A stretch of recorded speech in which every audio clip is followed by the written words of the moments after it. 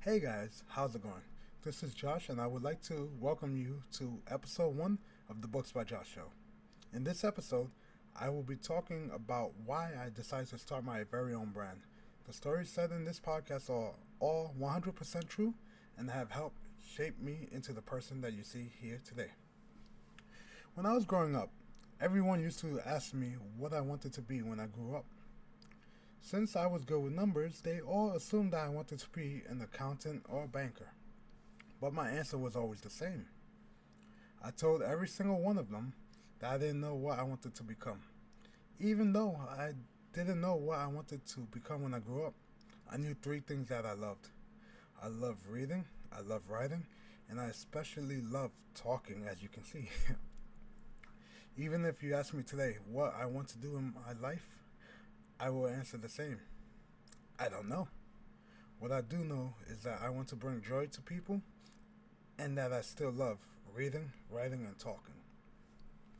Most people hearing the previous statement will respond, well, who doesn't love those activities? For me, these activities have deeper meanings. Reading has helped me through some tough times. It's no secret, but my childhood neighborhood was far from the best neighborhood in Brooklyn. My parents always told me that I could play outside as long as I didn't walk past the front gate. Just to give you an idea of how big my front yard was, from the staircase to the front gate was about 5 feet. So now try picture in your head how hard it was for an 8-year-old to make friends in his neighborhood when he couldn't even leave his front yard. I had those school friends like everyone, who you act friendly with at school, and then after school, you guys went your separate ways and never talked to each other. I did have certain friends that I spoke to outside of school, but they couldn't always come over to hang out because of where they lived. So whenever there was a long school break, let's just say summer break, I would be at home alone. So I have a big family. I could always go downstairs to my grandmother's house and play with my cousins. I have over 30 first cousins, trust me. But because I was the youngest cousin in this group, I was everybody's favorite plaything. So, what I used to do every Saturday with my mother was go to the bookstores and the library, mainly the library, New York Public Library, and purchase used books. And I would sit there and just read those books. And these books brought me joy because other than just I got to learn things and experience different feelings from reading, they also allowed me to see the world that was outside my front gate without having to leave the comfort of my front gate. Sounds funny, but it's true. As I aged, I entered junior high school. So junior high, I was still in the same school. The thing was that my so-called friends were no longer friends. I was the outcast of the group. They wanted to be popular, this and that. So I wasn't going to change. I was just me. But they start shunning me and everything. And you would say, oh, well, at least you have your books. But at this time in my life, I was already reading these juvenile fiction books within an hour or two because I love to read. So I was able to read 80 or 100 pages in an hour. So reading wasn't going to help me forget my problems here. Luckily, I realized that writing wasn't actually that hard for me. And I started dabbling into poetry, writing mystery novels, stuff like that. I've never expected to publish any of them, but it took my mind off of the problems I had growing up. And heck, the stories are bad. If you were to read now, you'd say, oh my god, is this the story? But guess what? I was in complete control. The characters and everything, where the story would go, I was in control. Then, as I left that school and I was about to enter high school, I decided to reinvent myself. They say never reinvent the wheel. Well, I tried to. Okay, I didn't want to be the shy, smart kid that sat in the front of the class anymore, wearing glasses and everything. So I decided to become the life of the party. Essentially, I became the class clown. Became a jock, got rid of the glasses, don't need them anymore, I made it my goal to make sure that everyone in class would laugh with me rather than at me. You can say, oh, that's a superficial way of thinking, but hey, it got me through high school.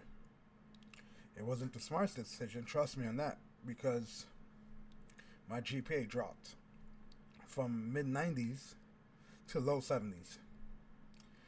But I was happy. I was telling jokes. I was running around classroom. I was doing whatever. I got kicked out of class left and right in high school because I was disrupting the class.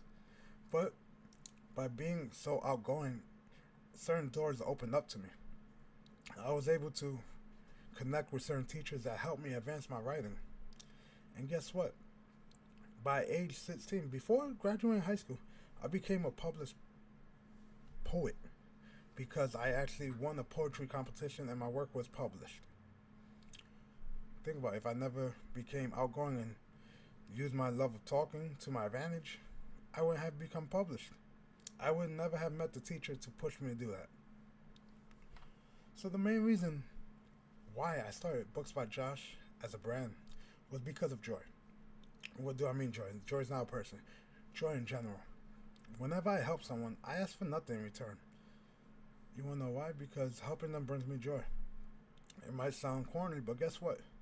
If you ask anybody who's ever dealt with me, personal business, and retail, anything, I'm the type of person that I'm not going to sit here and sell you the world if you don't need it. I'm an honest person, and I want to help you from the bottom of my heart. Okay? So, I want my writing to help people out there who have similar situations to me in the past. Okay? Maybe just shy. Maybe outspoken. Whatever it is, maybe my writing can help you. Maybe I can give you one golden nugget that can change your life. But guess what? I have many more stories like this. Come on. Books have helped me a lot. Reading has helped me a lot. I remember back when I was in 5th grade. In the span of 45 days, a month and a half, I lost my grandfather, my great uncle, and my dog. And one of the few memories I have of that time, after the funeral going to school, was me waiting for school to start in the cafeteria reading a book. And the book had some water damage on it, the pages were different colors, but guess what? I still remember that to this day. Because that's how powerful reading is. It got me through the time. But guess what? Some people right now listen to this might say I'm using books as a crutch. And to that, you want to know what I want to say? Who cares? It's working. Okay? I produce my content because I want to.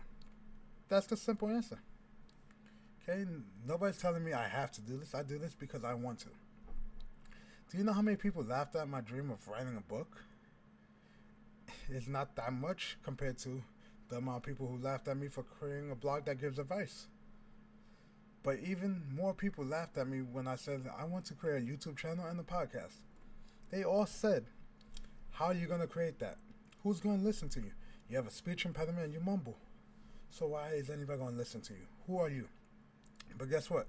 I'm proving them all wrong right now, and you're a witness to it. So, if you enjoyed this episode of the Books by Josh show, please feel free to subscribe. If you want more content, feel free to visit my site, booksbyjosh.com. If you want to follow me on Twitter, you can find me at Books by Josh, or on Facebook, Books by Josh R. If you wish to support me, feel free to visit my Patreon page, which is, of course, is patreon.com/booksbyjosh.